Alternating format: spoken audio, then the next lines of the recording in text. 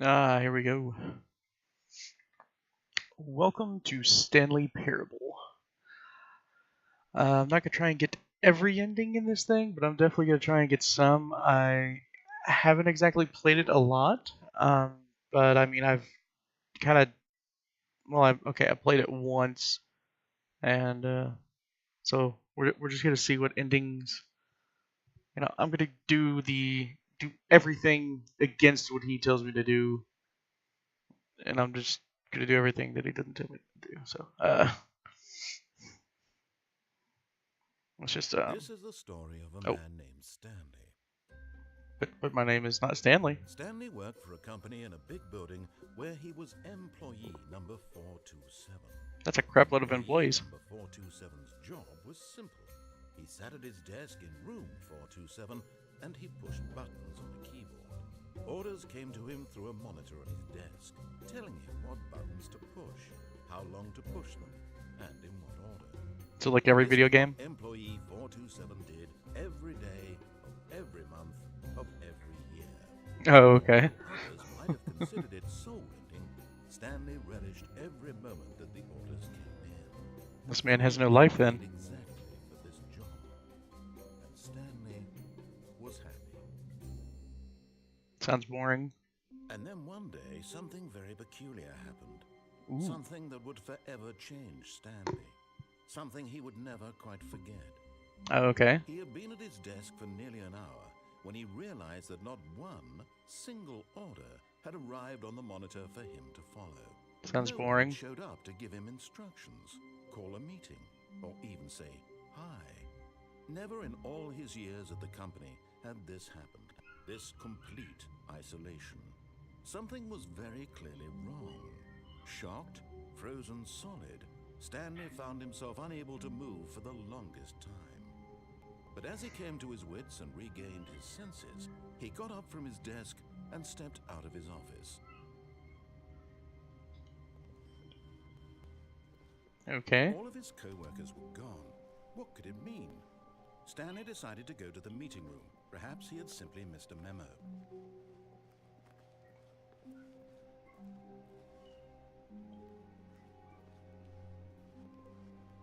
When Stanley came to a set of two open doors, he entered the door on his left. No. This was not the correct way to the meeting room, and Stanley knew it perfectly well. Perhaps he wanted to stop by the employee lounge first, just to admire it. Ah, yes, truly a room worth admiring. It had really been worth the detour after all, just to spend a few moments here in this immaculate, beautifully constructed room. Stanley simply stood here, drinking it all in.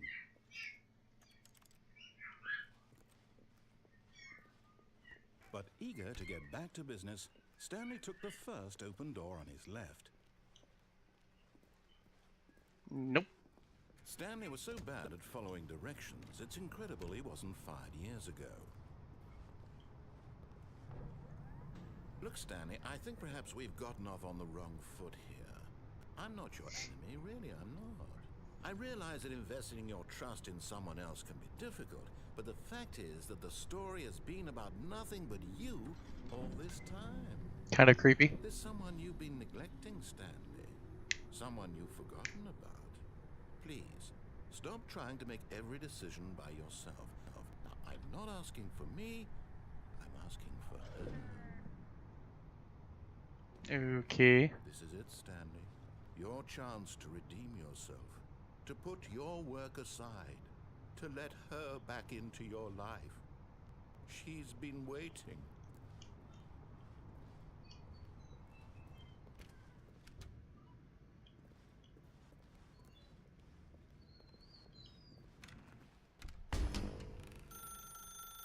That's her, Stanley.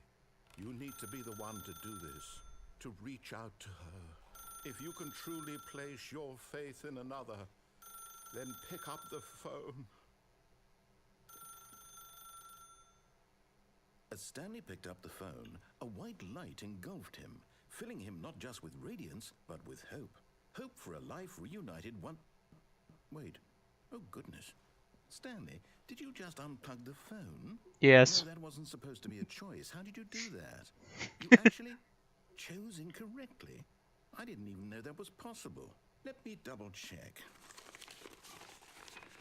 No, it's definitely here, clear as day. Stanley picks up the phone.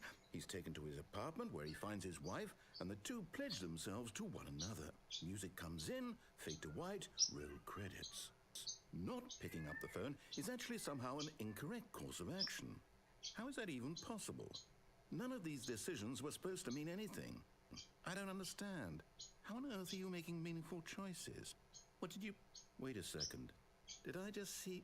No, that's not possible. I can't believe it. How had I not noticed it sooner? You're not Stanley. You're a real person. I am a real person. I can't believe I was so mistaken. This is why you've been able to make correct and incorrect choices. And to think I've been letting you run around in this game for so long. If you'd made any more wrong choices, you might have negated it entirely. It's as though you completely ignored even the most basic safety protocol for real-world decision-making. Or did you not grasp the severity of the situation? Well, I won't have that kind of risk on my watch. I'm going to stop the game for a moment so we can educate you properly on safe decision-making in the real world. Please observe this helpful instructional video. Wait, what? Choice. It's the best part of being a real person, but if used incorrectly can also be the most dangerous. For example, in this scenario, a hypothetical real person named Stephen has a choice. He could spend years helping improve the quality of life for citizens of impoverished third world nations. Or he could systematically set fire to every orphan living in a 30-kilometer radius of his house. Which choice would you make? Remember Death to that orphans. here, the real world makes sense, and at no time should you make a choice that does not conform to rational logic. If you find yourself speaking with a person who does not make sense, Equals in all fish. likelihood, that person is not real. Allow the person What? to finish their thought, then provide an excuse why you cannot continue talking. Turn to a partner and practice saying, "My goodness, is it 4:30? I'm supposed to be having a back, sack, and crack." The fuck is that? Wait, what? I actually have to practice this thing? What? Excellent. Making choices on a regular basis is the best part to a healthy decision-making process. Most medical professionals recommend making at least 8 choices per day. Do you make more than 8? Less? And finally, if you begin to wonder if your choices are actually meaningful and whether you'll ever make a significant contribution to the world, just remember that in the vast infiniteness of space, your thoughts and problems are materially insignificant, and the feeling should subside. Well, At damn. this time, your instructor will guide you in an exercise to test and reinforce the material covered in this video. Wait, what? Welcome back. You may have noticed that this room has begun to deteriorate as a result of narrative contradiction. But not to worry. Now that you're properly informed on good decision-making, we're going to revisit a choice you made just a few minutes ago and see what the correct thing to do would have been. This way, please. Can I now, like, pick up the phone? No? Okay. So you want me to just go back to the beginning of the map? Now that we know your choices are meaningful, we can't have you jumping off the platform. Oh, I see. Imagine the main character dying senselessly halfway through the story. That story would make no sense at all. We just need I can't jump at all now. as possible before the narrative contradiction gets any worse. Unfortunately, it seems this place is not well equipped to deal with reality. Huh. Okay.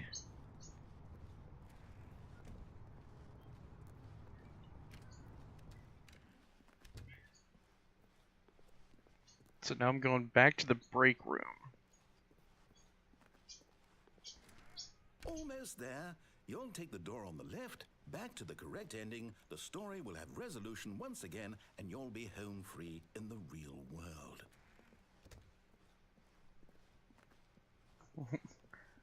Wait, what? Now remember, all you need to do is behave exactly as Stanley would. That means choosing responsibly and always putting the story first. I I'm don't quite know if I sure want to you'll do be that. up to the task. Just follow my lead and you'll be fine. All right. When Stanley came to a set of 2 open doors, he entered the door on his left. Going right.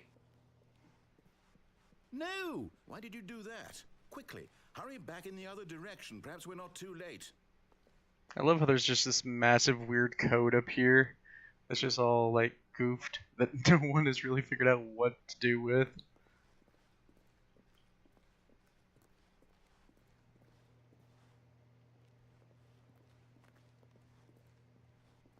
But by doing so, okay. Oh, it's ruined. I can't believe after everything we talked about that my story, you've destroyed my work. Why? For what? What did you get out of that? What did you think was so special? I love how it says seeing the everything game is undone? okay. Left here like so much garbage. For worthless. sure, your site. What am I Okay. supposed to do? Even if there were Productive a way work would it be environment. worth it? To know that my story is now incorrect? How can I go back to that?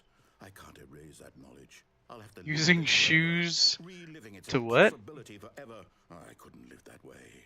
Is it better to shut the game down entirely? To willingly destroy all of my work? I don't know.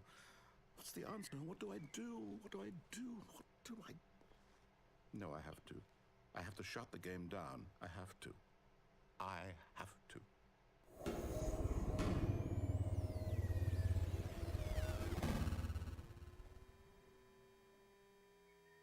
What?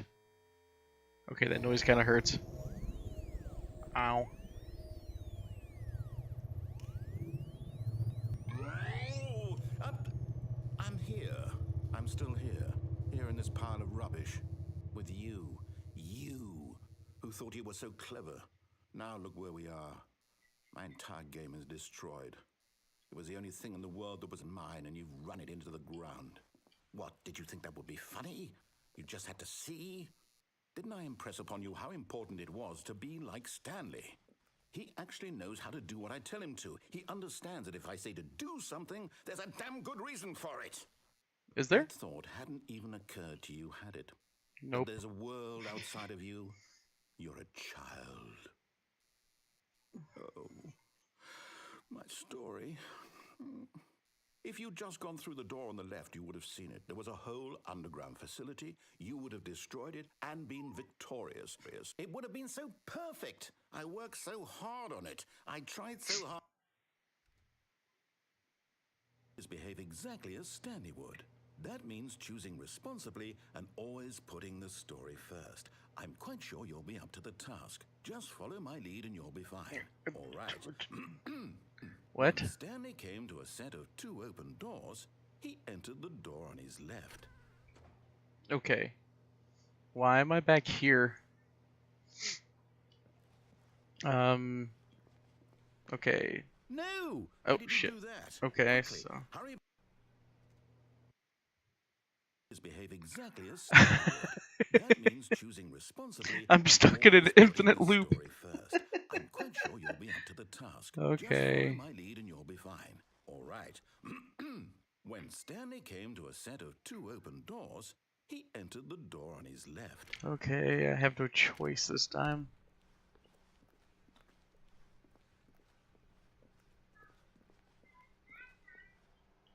Yet there was not a single person here either. Feeling a wave of disbelief, Stanley decided to go up to his boss's office, hoping he might find an answer there.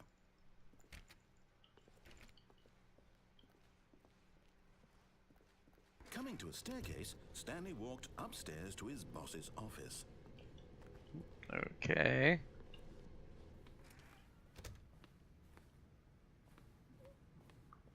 Stepping inside his manager's office, Stanley was once again stunned to discover not an indication of any human life. Shocked, unraveled, Stanley wondered in disbelief who orchestrated this, until he saw the door with a voice receiver next to it. Surely behind this door lay all the answers to his questions. And beyond all probability, he knew the passcode. He had seen it on his boss's computer just last week. Nightshark 115. Was this the code to open the door? Would it still work? There was only one way to find out. Stanley had been trained never to speak up, but now he would draw from within himself Okay. the courage to face the unknown. He drew a sharp breath and then spoke the code. Okay. Night Shark 115.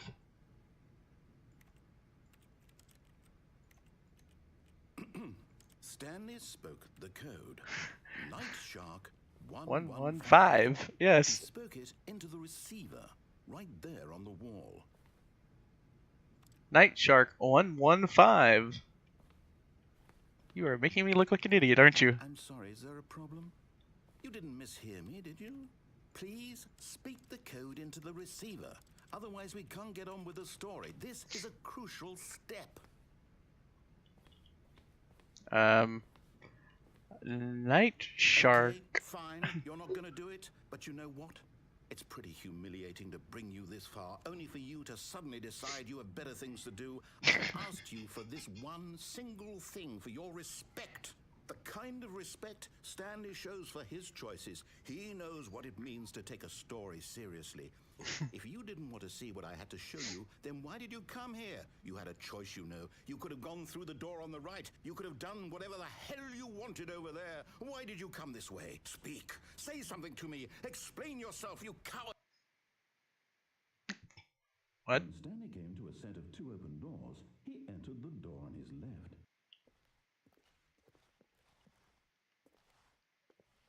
Stanley? Hello? Are you... Is everything okay? Stanley, please. I need you to make a choice. I need you to walk The through end? the door. Are you listening to me? Can you hear me? Is everything all right? Stanley, this is important. The story needs you. It needs you to make a decision. It cannot exist without you. Do you understand me? Whatever choice you make is just fine. They're both correct. You cannot be wrong here. We can work together. I'll accept whatever you do. I simply need you to take that step forward, please. Choose. Do something. Anything. This is more important than you can ever know. I need this. The story needs it. So, you hear me? Are you there? Are you listening to this? Stanley, are you there? Okay. It's okay, I can wait. You need time to decide. Time to make sure your choice is correct. That is the best choice. That's all right. I'll wait for you to decide what's the right thing to do. Take as much time as you need.